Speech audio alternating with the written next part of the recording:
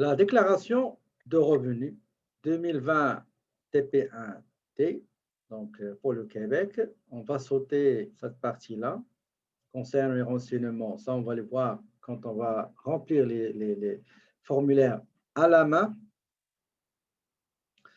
Ici, on va renseigner, juste, je vais augmenter un petit peu, voilà.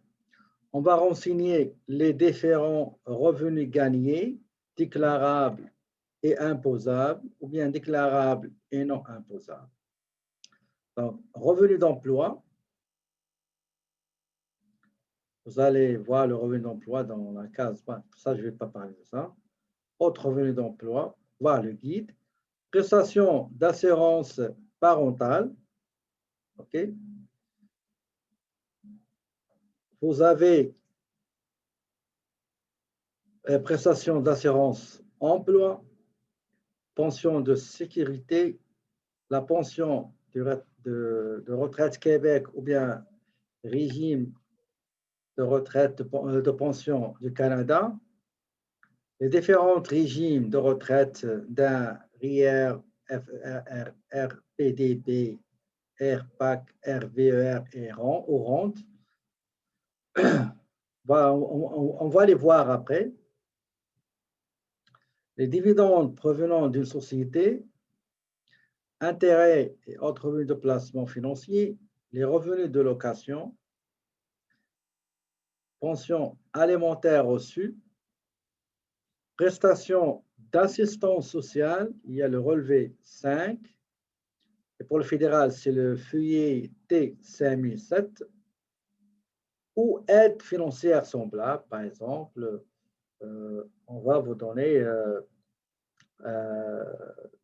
on va payer pour vous, par exemple, frais de garde, quelques manuels, etc. D'accord?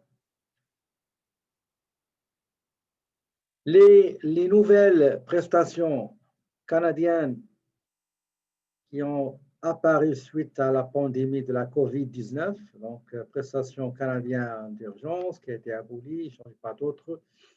Prestations canadiennes d'urgence, relance d'économie, etc.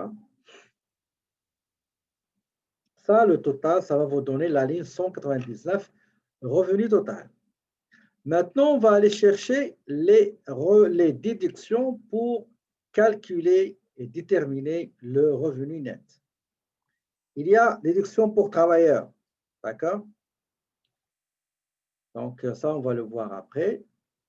Les déductions pour régime de pension agréé, les déductions pour dépenses d'emploi et déductions liées à l'emploi. Généralement, ça va être télétravail, l'indemnité, déduction pour dépenses relatives à la télétravail et aussi les dépenses que j'ai expliquées tout à l'heure lorsque je vous ai présenté le formulaire du fédéral, ce qui concerne quelqu'un qui va acheter des outils pour travailler et son employeur doit signer, attester comme quoi il lui a donné l'autorisation pour acheter des outils de travail, à condition qu'il ne soit pas remboursé, bien sûr. Les déductions pour les régimes enregistrés, frais de déménagement, frais financiers, frais d'intérêt, les déductions pour quelqu'un qui habite dans une région éloignée. Et le total de tout ça, vous allez le déduire de votre revenu total et vous allez trouver le revenu net, la ligne 275.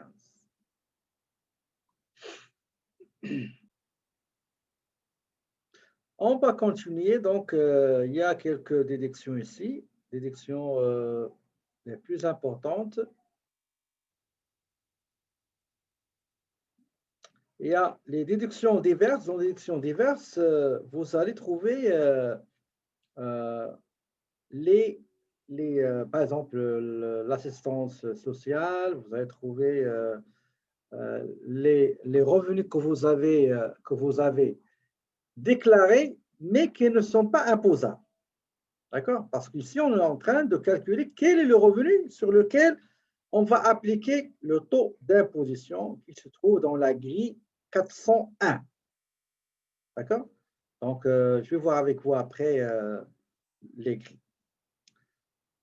Voilà, donc une fois vous prenez votre revenu net, la ligne 275, moins quelques déductions ici, ben vous aurez la ligne 299 qui est le revenu imposable, le montant qu'on a trouvé sur lequel on va appliquer le taux d'imposition. On arrive à la fameuse liste relative au crédit d'impôt non remboursable.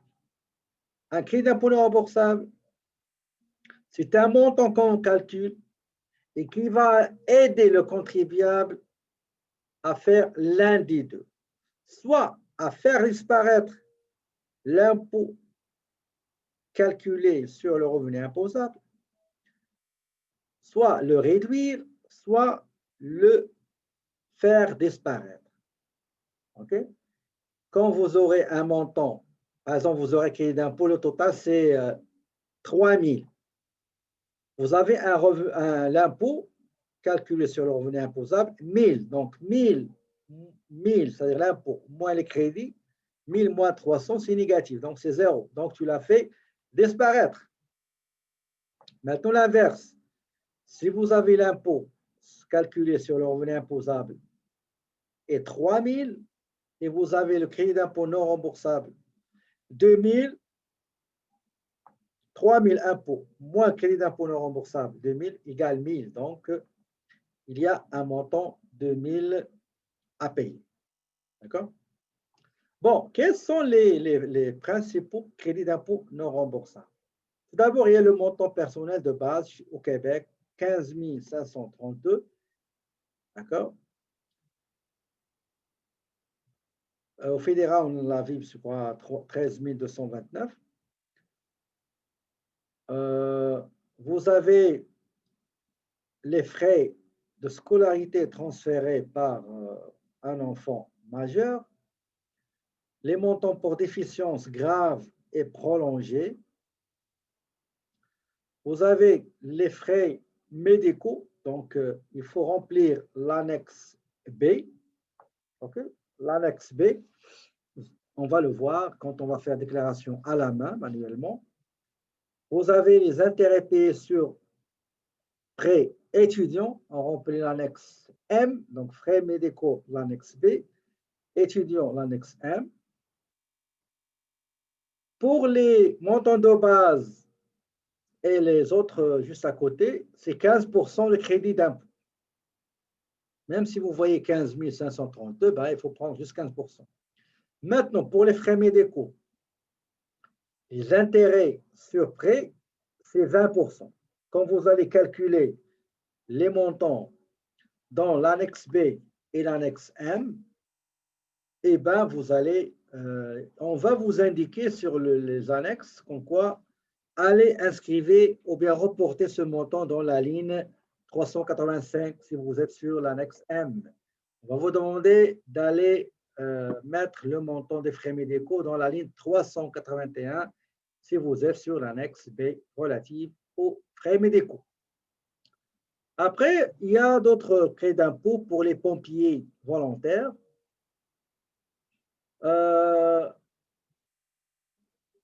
Crédit d'impôt pour les dons, et la grille de calcul 395, on va le faire après l'examen intra. Hein. Vous avez le crédit d'impôt achat d'une habitation. Le maximum, c'est 750, même si vous achetez votre maison à 10 000 $, à 10 milliards, OK, à 100 milliards, vous aurez juste 750 $ comme crédit d'impôt non remboursable. Le maximum comme montant de base, c'est 5 000. Le taux, c'est 15%. D'accord? Donc, 15% fois 5 000, ça donne 750. Vous allez le voir dans le formulaire TP 752 habitation. On arrive à la question de votre collègue Joseph pour les cotisations syndicales, professionnelles et autres. Au fédéral, ils sont considérés comme des déductions, mais pour le provincial, le Québec, ils sont considérés comme des crédits d'impôt non remboursables à hauteur de 10%. D'accord? Vous avez les frais de scolarité, il faut remplir l'annexe T. Donc, on ne vous demande pas ici de faire des calculs, ça se fait sur l'annexe T. Et voilà, vous totalisez tout ça et vous aurez ce qu'on appelle le montant total des crédits d'impôt non remboursables. La ligne 399. Ensuite, on va aller calculer les cotisations. D'accord? Les cotisations.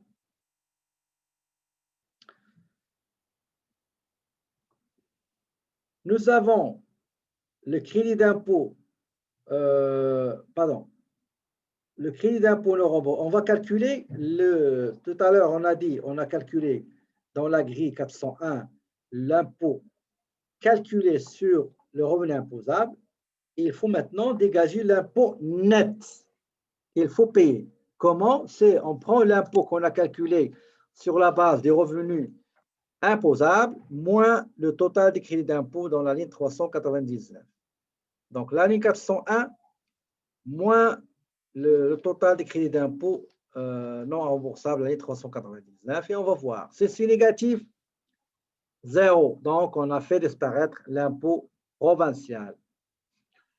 Et après, on va regarder si jamais vous avez un impôt à payer. Ben, il y a d'autres choses à voir hein, pour réduire cet impôt-là. Nous avons, par exemple, crédit d'impôt pour contribution à des partis politiques, donc maximum c'est $200. Vous allez voir le calcul dans la grille 414. Crédit d'impôt pour dividendes qu'on a déclaré dans revenu d'emploi, pardon, voilà, le revenu gagné.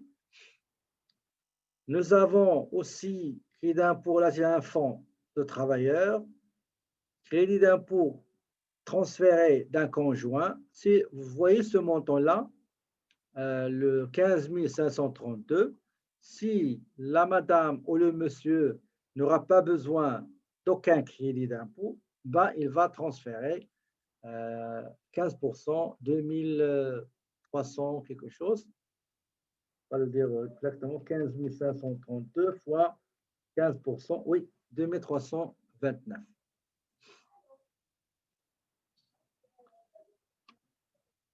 Donc, une fois on a calculé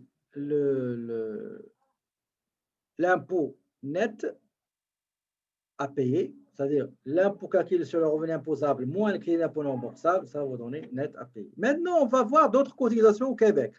Par exemple, pardon, l'impôt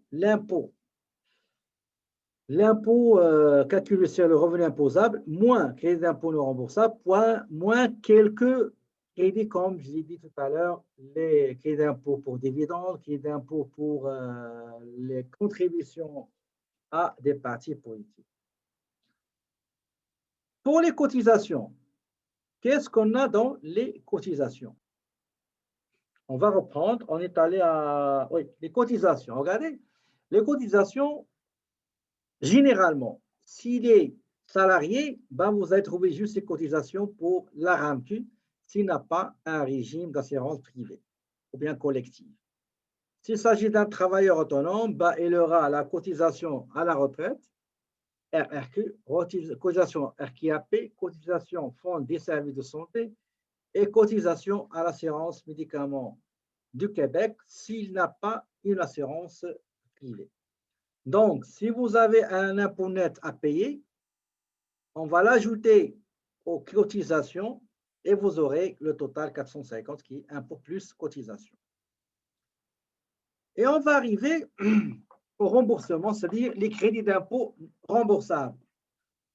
Nous avons l'impôt du Québec retenu sur votre conjoint ou conjointe, ça dépend, il va le transférer. Les cotisations, les trop de cotisations en trop que vous avez payé sur Retraite Québec ou retraite du Canada, les acomptes provisionnels, les crédits d'impôt pour les frais de garde d'enfants.